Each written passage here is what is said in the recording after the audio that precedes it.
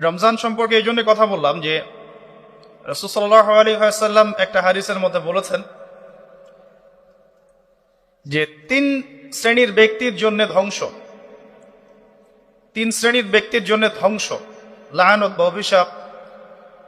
এক শ্রেণী হচ্ছে যারা নিজের বৃদ্ধ পিতামাতাকে পেয়েছে কিন্তু পিতামাতার খেদমত করে জান্নাত লাভ করতে পারে নাই, তাদের জন্য ধ্বংস। আর এদের সংখ্যা দিন দিন বাড়ছে, এই জেনারেশনের সংখ্যা দিন দিন বাড়ছে যারা পিতামাতার খেদমত করতে চায় না। দ্বিতীয়ত হচ্ছে সেই শ্রেণীর মানুষ যারা রমজান মাসকে পেয়েছে, রমজান মাসকে পেয়েও তারা নিজেদের গুনাহ মাফ করাতে পারল না, তাদের জন্য ধ্বংস। তৃতীয় শ্রেণী হচ্ছে তারা যাদের সামনে রাসূলুল্লাহ সাল্লাল্লাহু আলাইহি ওয়াসাল্লামের নাম উচ্চারিত হয়েছে কিন্তু রাসূলের নাম শুনে তারা দরুদ পাঠ করেন নাই। এই তিন শ্রেণীর ব্যক্তির জন্য রাসূলুল্লাহ সাল্লাল্লাহু আলাইহি ওয়াসাল্লাম ধ্বংসের দোয়া করেছেন। আমরা আল্লাহর কাছে দোয়া করি আল্লাহ পাক আমাদেরকে এই তিন শ্রেণীর অন্তর্ভুক্ত না করুন, আমিন। এবং আসন্ন রমজানে আমরা যেন রমজানকে কাজে লাগিয়ে আমাদের গুনাহগুলোকে মাফ করাতে পারি, আল্লাহ পাক সেই তৌফিক এনায়েত করুন, আমিন। আমাদের যারা পিতামাতা বেঁচে আছে যাদের, তারা যেন পিতামাতাকে বোঝা মনে না করি, বরং জান্নাতে যাওয়ার মাধ্যম মনে করে তাদের সেবা যত্ন করার মানসিকতা তৈরি করি, আল্লাহ পাক তৌফিক এনায়েত করুন, আমিন। এবং রাসূলুল্লাহ সাল্লাল্লাহু আলাইহি ওয়াসাল্লামের নাম শুনলেই কমপক্ষে সাল্লাল্লাহু আলাইহি ওয়াসাল্লাম এই কথাটা বলার অভ্যাস গড়ে তুলি, আল্লাহ কবুল করুন, আমিন। রমজানকে কাজে লাগানোর জন্য আগে থেকেই প্রস্তুতির প্রয়োজন আছে। যে ব্যক্তি নামাজ পড়ে না 5 ওয়াক্ত, রমজানের প্রথম দিনেই সে 5 ওয়াক্ত নামাজি হয়ে যাবে, এটা কিন্তু ডিফিকাল্ট। এই জন্য এখন থেকেই নামাজের চর্চা করতে হবে। রমজানে কয়েকটা কাজ খুব বেশি বেশি গুরুত্ব দিয়ে করবেন। 1 নাম্বার, জামাতের সাথে 5 ওয়াক্ত সালাত পারা যাবে ইনশাআল্লাহ। 2 নাম্বার, নিজের মালের যাকাত দিয়ে দিবেন। এটা কি ব্যবসায়িক সমিতির উদ্যোগে প্রোগ্রাম? নিজেদের মালের যাকাত হিসাব করে মুফতি সাহেবদের কাছে যাবেন, কওমি উলামায়ে কেরামের কাছে যেতে পারেন, গিয়ে যাকাতের আপনার নিসাব হিসাব করে নেবেন যে আপনার কতটুকু যাকাত এসেছে। এবং এটা দেওয়ার সবচেয়ে উত্তম সময় হচ্ছে রমাদান মাস। যাকাতগুলো দিয়ে দিবেন, আল্লাহ পাক তৌফিক দান করুন। সাদাকাতুল ফিতর দিবেন রমজান মাসে। তারাবির সালাত অবশ্যই অ্যাটেন্ড করবেন, তারাবির সালাত মিস করবেন না। পরিবারের ব্যক্তিদেরকে একসাথে নিয়ে ইফতার করবেন, আলাদা আলাদা করে করবেন না। বেশি থেকে বেশি মানুষকে ইফতার করাবেন, সামাজিকভাবে, রাষ্ট্রীয়ভাবে, সংগঠনের উদ্যোগে বা ব্যক্তিগত পর্যায়ে বেশি থেকে বেশি মানুষকে ইফতার করাবেন। এবং কোরআনুল কারীমকে বেশি সময় দিবেন। প্রতিদিন অন্তত পক্ষে 1 পারা করে তেলাওয়াত করবেন। যারা হাফেজ কোরআন তারা পুরো কোরআন হিফজ আবার চর্চা করবেন। যারা আরো বড় লেভেলে আছেন কোরআন গবেষণা করবেন। 5 ওয়াক্ত নামাজের পরে একটা করে হাদিস পড়ার চেষ্টা করবেন মসজিদের মধ্যে।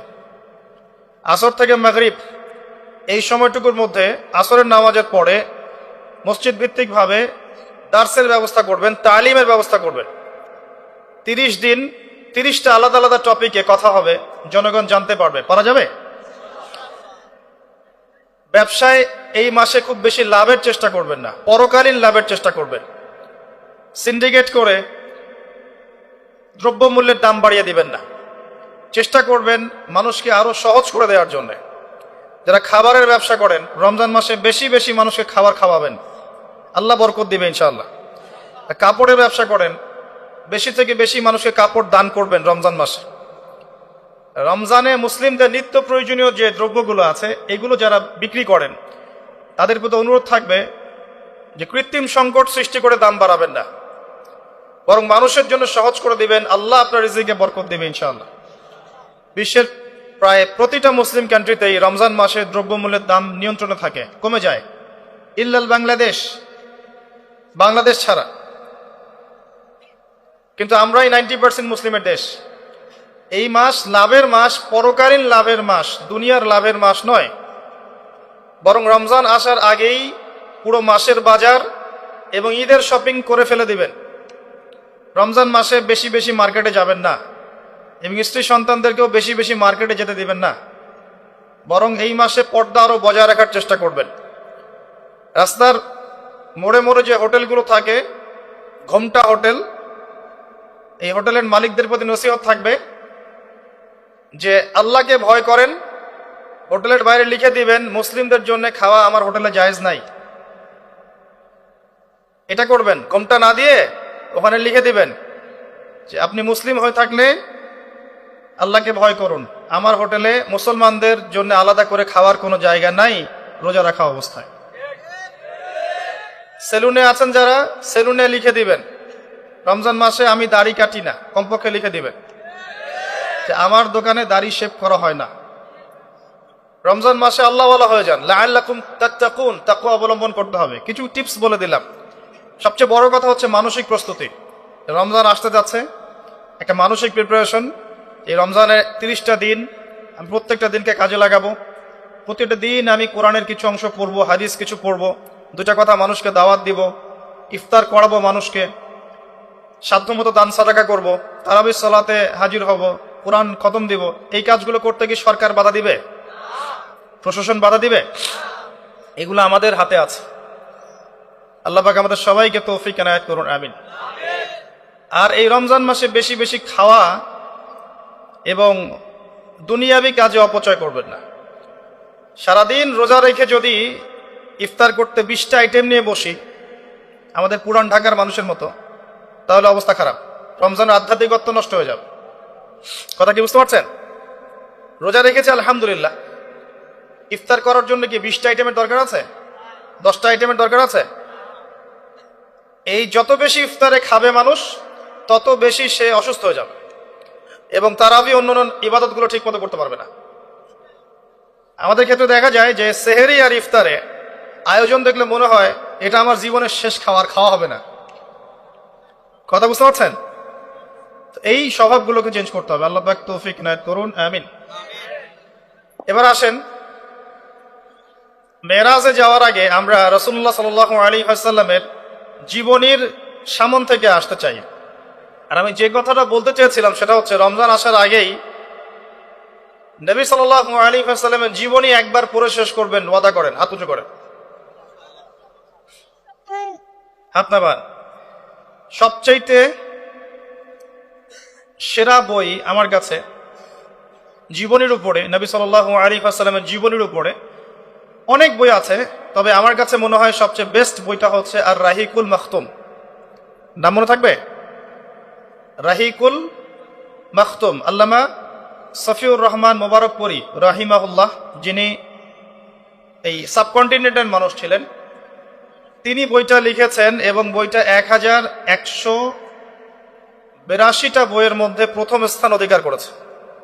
1182টা বা 83টা বইয়ের মধ্যে এই বইটা প্রথম স্থান অধিকার করেছে এই সৌদি আরবের কম্পিটিশনে।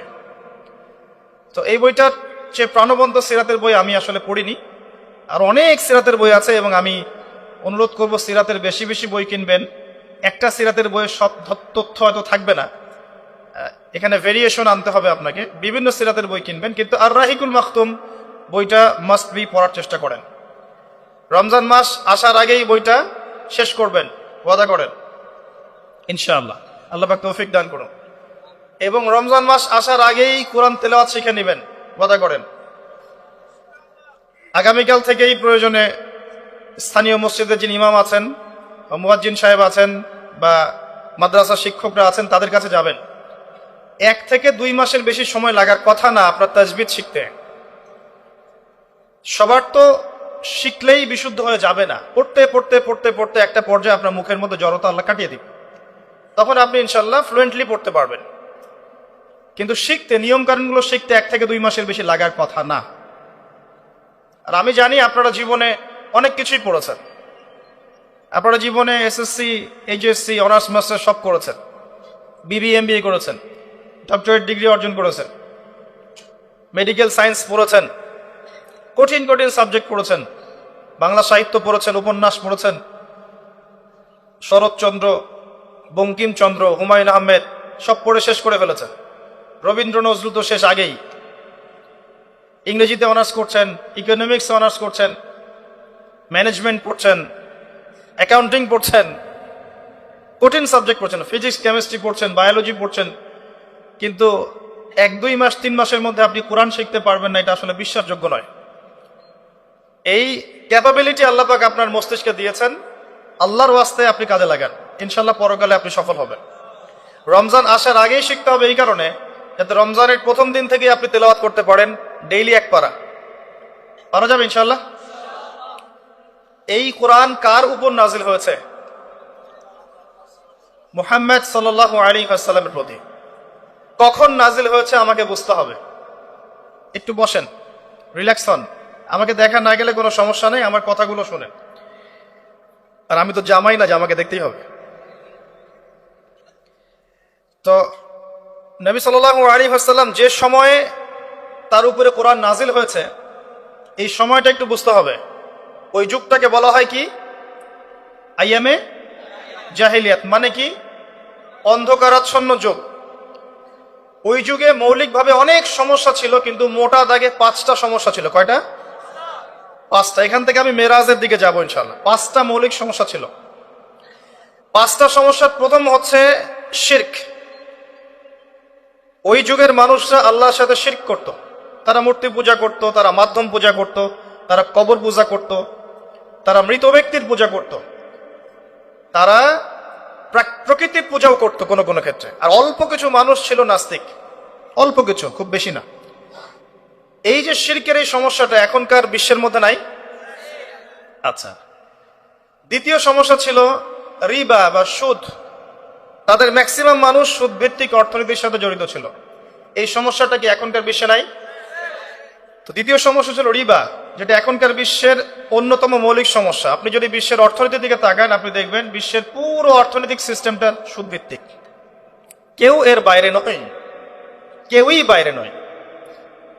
আমরা এমন একটা যুগে বাস করছি যেখানে কেউ যদি সুদ থেকে বাইরে থাকতে চায়, যে আমি মোটেই খাবো না, একবারেই খাবো না, টোটালি খাবো না, তারপরেও তার গায়ের মধ্যে সুদের ছিটা ফোটা লাগবে। কথা বুঝতে পারছেন? এটা সেই যুগ। কিভাবে লাগবে সেটা সম্পর্কে জানার জন্য রিবা কেন্দ্রিক যে বইগুলো আছে, আল্লামা তাকি উসমানীর বই আছে, ইনশাআল্লাহ আগামীতে এটার উপর বিস্তারিত আলোচনা আসবে। এগুলো পড়েন এবং শোনেন, ইনশাআল্লাহ কাজে দিবে। শুধু এতটুকু বলবো, যে খায়, যে দেয়, যে সাক্ষী থাকে এবং যে লিখে রাখে, উভয়কেই, এই 4 শ্রেণীর মানুষকেই নবী সাল্লাল্লাহু আলাইহি ওয়াসাল্লাম সমান অপরাধী বলেছেন। পুরো সিস্টেমটার মধ্যে এগুলো পড়ে যাবে। এমনকি যদি দেখেন আমি খাচ্ছি না, একটা ফ্ল্যাট বাসায় ভাড়া আছে, এই বাসা যে করেছে সে সুদের লোন নিয়ে করেছে, আমার ভাড়ার টাকা থেকে সে লোন শোধ করে, পরোক্ষভাবে আমিও সুদের সাথে জড়িত আছি।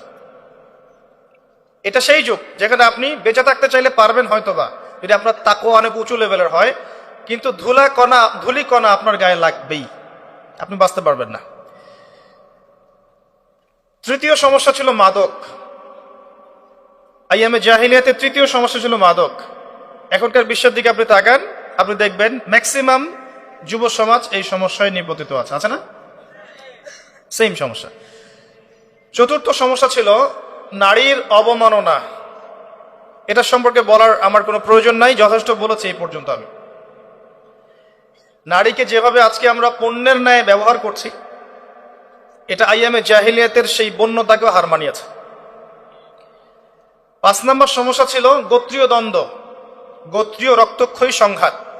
এই 5টা ছিল মৌলিক সমস্যা। এখন আপনি আপনার সমাজ এবং বিশ্বের দিকে তাকিয়ে দেখেন এই 5টা সমস্যা আছে কি নাই? আছে। এরকম একটা যুগে জন্ম নিয়েছেন প্রিয় নবী মুহাম্মদ রাসূলুল্লাহ সাল্লাল্লাহু আলাইহি ওয়াসাল্লাম। এরকম সমাজে থেকেও তিনি কখনো পাপের ধার কাছেও যান নাই। বলেন সুবহানাল্লাহ। এরকম একটা সমাজে থেকেও যখন তিনি নবী হননি, তখনও পাপের ধার কাছেও তিনি যান নাই। তিনি কখনো শিরক করেননি, কখনো মূর্তি পূজা করেননি, কখনো রিবা খাননি, আর বাকি বিষয়গুলো ধার কাছেও যাননি। বরং তিনি হিলফুল ফুজর তৈরি করেছিলেন, যাতে করে সমাজের এই অসঙ্গতিগুলো দূর করা যায়। এটা তো আপনারা জানেন। এরপর তিনি নবী হলেন 40 বছর বয়সে। প্রথম কোন আয়াত নাজিল হয়েছিল? সূরা আলাকের প্রথম 5 আয়াত আল্লাহ পাক প্রথমে পড়তে বলেছেন, ইকরা বিসমি রাব্বিকাল্লাযী খালাক খালাকাল ইনসানা মিন আলাক ইকরা ওয়া রাব্বুকাল আকরাম। আল্লাযী আল্লামা বিল কলম আল্লামাল ইনসান মা লাম ইয়ালাম। এখানে প্রথম কথাটা হচ্ছে পড়ুন। আল্লাহ পাক প্রথমে বললেন না সুদ খেও না, শিরক করো না, মাদক সেবন করো না, জেনার ধার কাছেও যেও না। আল্লাহ পাক এগুলো কিছুই বললেন না। এমনকি আল্লাহ এটাও বললেন না সুবহানাহু ওয়া তাআলা যে নামাজ আদায় করো, যাকাত দাও, রমজান মাসে সাওম রাখো। আল্লাহ পাক কি বললেন? পড়ুন। আপনার জীবনের প্রথম ফরজ হচ্ছে পড়াশোনা করা। আমাদের জীবনের প্রথম ফরজ হচ্ছে পড়াশোনা করা। যে যত বেশি কনস্ট্রাকটিভ সিলেবাসে পড়াশোনা করবে তার অন্তর্দৃষ্টি তত বেশি সুদূর প্রসারী হবে ইনশাআল্লাহ তাআলা, এবং তার আমল আরো সুন্দর হবে, তার ব্যবহার সুন্দর হবে, চরিত্র সুন্দর হবে, তার মনুষ্যত্ব ভালো হবে। তার দ্বারা সমাজ, দেশ, রাষ্ট্র, উম্মাহ ভালো কিছু পাবে ইনশাআল্লাহ। অশিক্ষিত মূর্খ জনগণকে দিয়ে রাষ্ট্রের কোনো কাজ নাই, আছে? তবে শিক্ষাটা হতে হবে এমন জ্ঞান, ইকরা বিসমি রাব্বিকাল্লাযী খালাক। পড়ুন আপনার সেই রবের নামে যিনি আপনাকে সৃষ্টি করেছেন। যে জ্ঞান আপনাকে আপনার স্রষ্টা, ওদের ভাষা ব্যবহার করে বলছি, আপনার ইলাহ আল্লাহর দিকে নিয়ে যাবে, সেটাই প্রকৃত জ্ঞান। যে জ্ঞানটা আপনাকে আল্লাহ থেকে দূরে সরাচ্ছে দিন দিন, এটা জ্ঞান নয়, এটা জাহেলিয়াত। আমি কি বুঝাতে পারছি? এবার আপনি চিন্তা করে দেখেন যে আপনার জ্ঞানটা আপনাকে কি আল্লাহর দিকে নিয়ে যাচ্ছে নাকি আল্লাহ থেকে দূরে সরাচ্ছে। এরপরে আপনি চিন্তা করবেন আপনি প্রকৃত জ্ঞানী কিনা। কেউ যদি অক্সফোর্ড, কেমব্রিজ, হার্ভার্ড থেকে পাশ করে আসে, এসে বলে যে পর্দা এটা সেকেলে প্রথা, ওই যুগে চলতো এই যুগে চলে না, এই ব্যক্তিকে আমরা জ্ঞানী বলতে পারি না। কেউ যদি বাইরে থেকে বড় ডিগ্রি এসে বলে যে ইসলাম আসলে এই যুগে চলে না ওই যুগে চলতো, সুদের মধ্যেই আছে অগ্রগতি আর প্রগতি, ফ্রি মিক্সিং ভালো জিনিস, ছেলে মেয়ে একসাথে পথ চলবে, খারাপ কিছু না, মাদকদ্রব্য খাওয়াই যায়, মানুষ মাদকদ্রব্য খেলে ভালো কাজ করার উৎসাহ পাবে, এরকম কথাবার্তা যদি কেউ বলে, বা আল্লাহর হালালগুলোকে হারাম করে দেয়, হারামগুলোকে হালাল করে নেয়, এই ব্যক্তি বা এই সম্প্রদায়কে আমরা জ্ঞানী বলতে পারি না। কারণ তাদের জ্ঞান তাদেরকে আল্লাহ থেকে দূরে সরিয়ে দিয়েছে। ইকরা বিসমি রাব্বিকাল্লাযী খালাক। পড়ুন আপনার সেই রবের নামে যিনি আপনাকে সৃষ্টি করেছেন। খালাকাল ইনসানা মিন আলাক, যিনি মানুষকে সৃষ্টি করেছেন জমাট বাঁধা রক্তপিণ্ড থেকে।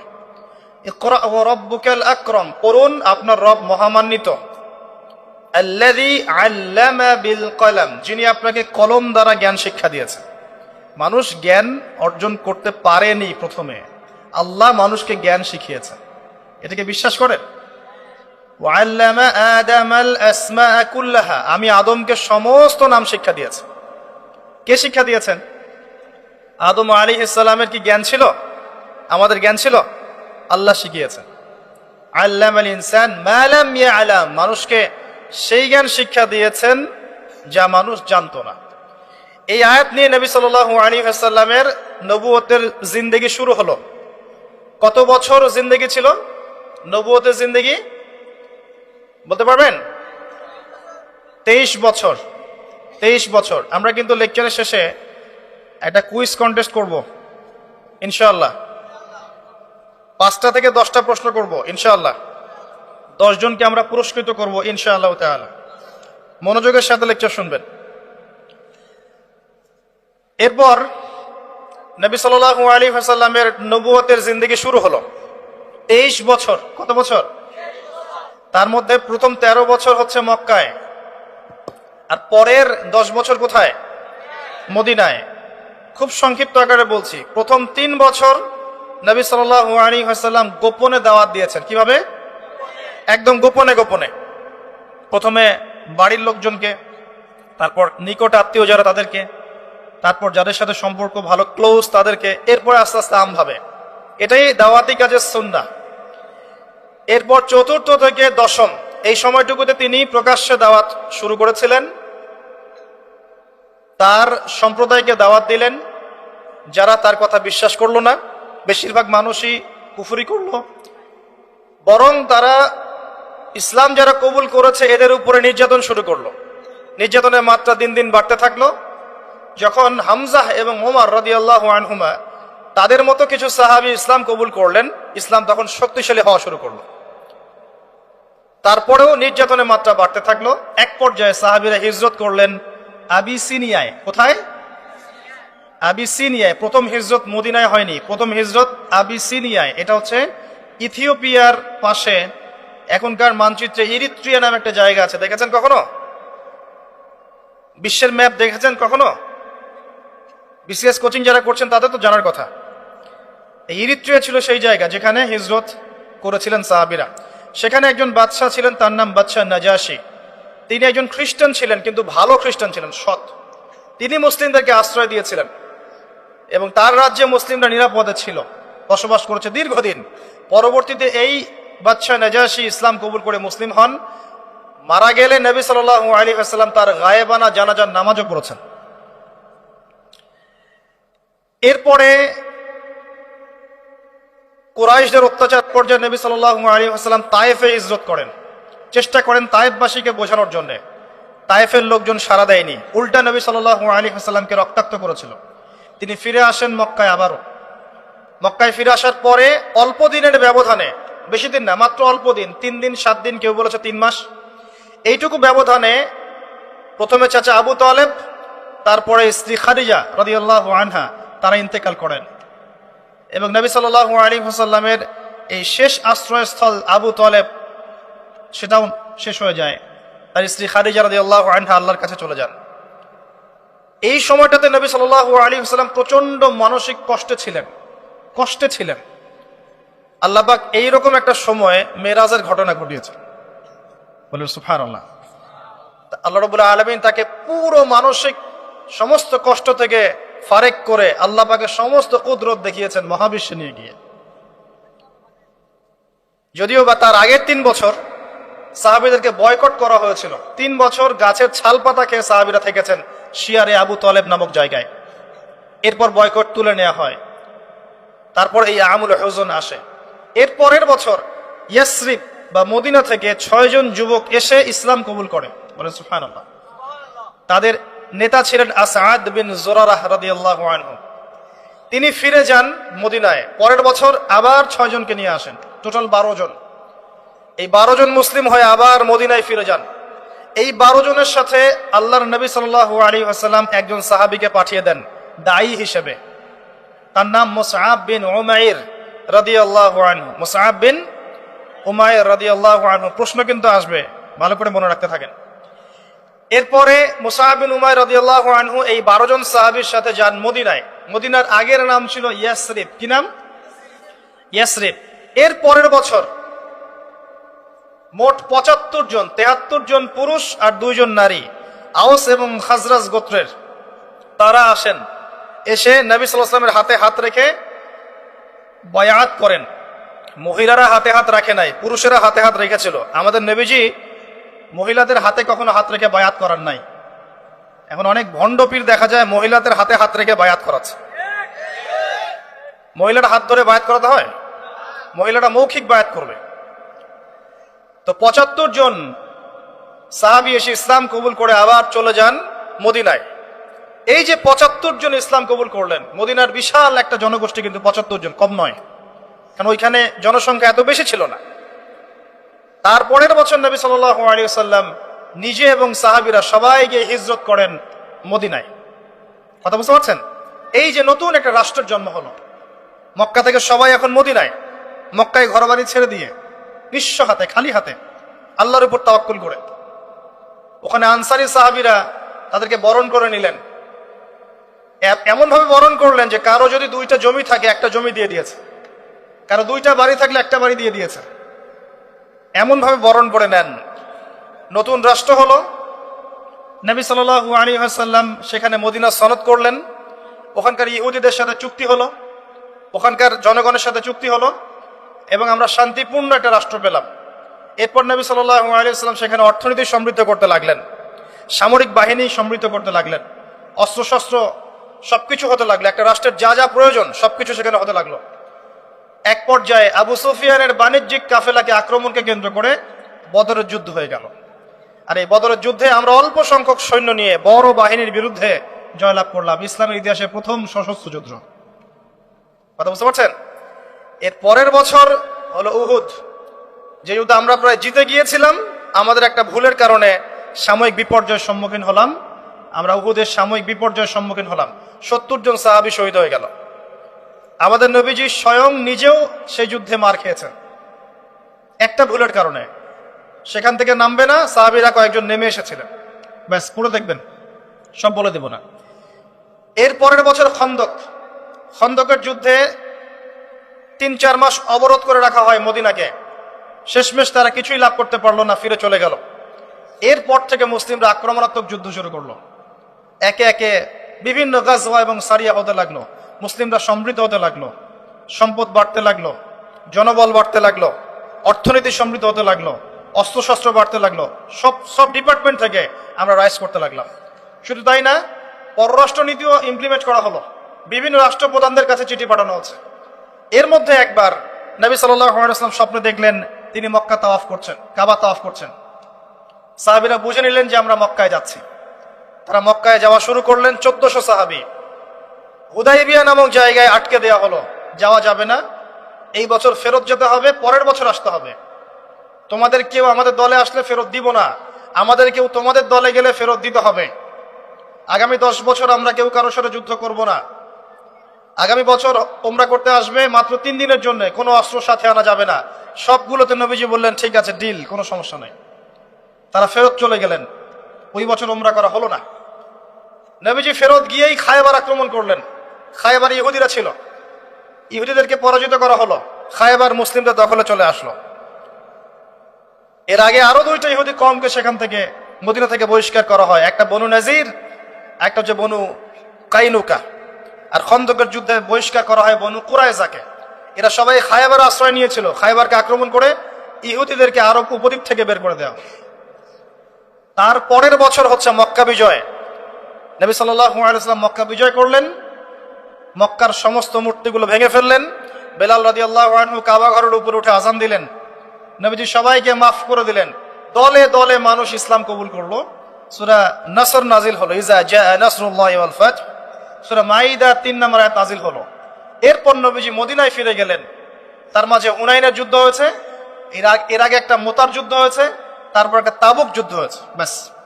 এরপরে মদিনায় ফিরে গিয়ে মাত্র 81 বা 83 দিন নবীজি বেঁচে ছিলেন। তিনি বলে গেলেন তার আগে বিদায় হজের ভাষণে, তোমরা সবাই ভাই ভাই, সাদার উপর কালো, কালোর উপর সাদা, ধনীর উপর গরিব, গরিবের উপর ধনী, আরবের উপর অনরব, অনরবের উপর আরব, কোনো ভেদাভেদ নাই। তোমরা সবাই আদম সন্তান, আদম মাটির সন্তান। নবীজি বললেন সাল্লাল্লাহু আলাইহি ওয়াসাল্লাম, সাহাবীরা, আমি কি তোমাদের কাছে আমার অর্পিত দায়িত্ব পালন করেছি, পৌঁছে দিয়েছি? সাহাবায়ে কেরাম বললেন, হ্যাঁ, আমরা সাক্ষ্য দিয়েছি আপনি পৌঁছে দিয়েছেন।